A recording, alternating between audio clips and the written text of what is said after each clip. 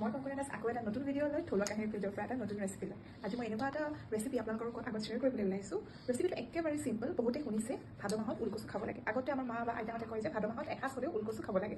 বহুতে নাখায় কিয়নো এই ওলকচু খালে বোলে খজুৱায়। আপোনালোকে খজুৱাটো একেবাৰে পাহৰি যাওক। মই আগতেও এটা ৰেচিপি দিছোঁ ঔটেঙাৰ লগত ওলকচু, কিন্তু বেষ্ট কম্বিনেশ্যনটো হৈছে কি ওলকচু আৰু কৰ্দৈ।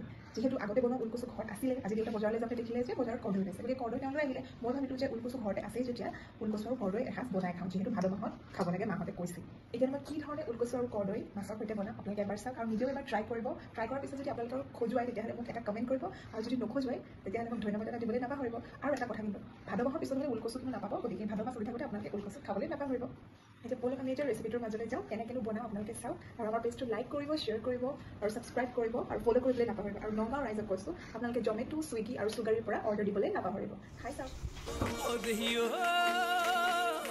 দুখীয়া দুখীয়া যাতে কে মই দুখীয়া, যাতে কে মই দুখীয়া, মোতকৈ দুখীয়া নাই। দুখীয়া দুখীয়া যাতে কে মই দুখীয়া, যাতে কে মই দুখীয়া, মোতকৈ দুখীয়া নাই। তাৰে ফটা চোলা, তাৰে ফটা দুটা, তাৰে ফটা দুটা, পিন্ধিলে ফিচিকি যায়।